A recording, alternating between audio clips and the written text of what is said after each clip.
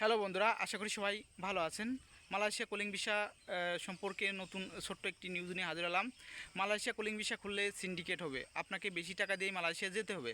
Malaysia যেতে যাতে syndicate না হয়, সহজেই কম খরচে বাংলাদেশ থেকে মালয়েশিয়া যেতে পারে কর্মীরা, সেই জন্য বাংলাদেশের সকল রিক্রুটিং এজেন্সি দিয়ে মালয়েশিয়া কর্মী পাঠাতে চেয়েছিল, কিন্তু সেটি মালয়েশিয়া সরকার মানেনি। তারপর বাংলাদেশের সাইড থেকে এমইউতে সই করে সকল রিক্রুটিং এজেন্সির তালিকা পাঠিয়েছে মালয়েশিয়া।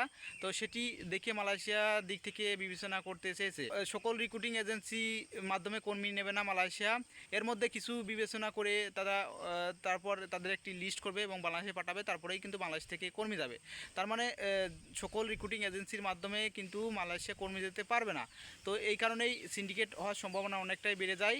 তো যারা মালয়েশিয়া যেতে চাচ্ছেন, আগেভাগে কারো কাছে কিন্তু টাকা পয়সা পাসপোর্ট জমা দিয়ে না, আগে রিক্রুটিং এজেন্সির তালিকা দিক, আপনি লাইসেন্সারি রিক্রুটিং এজেন্সির সাথে যোগাযোগ করে তারপর কিন্তু টাকা পয়সা লেনদেন করবেন। সকল রিক্রুটিং এজেন্সির মাধ্যমে মালয়েশিয়া কর্মী নিতে পারছে না। যে সকল রিক্রুটিং এজেন্সির মাধ্যমে কর্মী নেবে সেগুলো তালিকা পেলে পরে অবশ্যই আপনাদের মাঝে শেয়ার করব। তার জন্য অবশ্যই চ্যানেলটি সাবস্ক্রাইব করে রাখবেন সবার আগে দেখতে।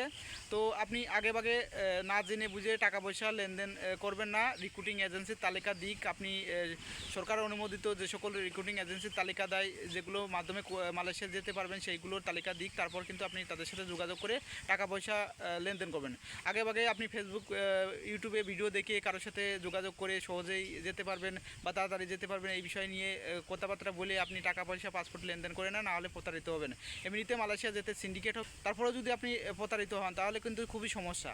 যারা বাংলাদেশ থেকে মালয়েশিয়া যেতে চাচ্ছেন, যে সকল কর্মী বন্ধুরা, অবশ্যই ওয়েট করুন।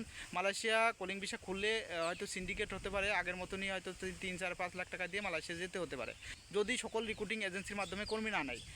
এটি কিন্তু বাংলাদেশের ব্যর্থতা না, এটি মালয়েশিয়ার দিক থেকে অনেকটা ব্যর্থতা। ভিডিওটি ভালো লাগলে লাইক, কমেন্ট, শেয়ার করবেন এবং চ্যানেলটি সাবস্ক্রাইব করবেন।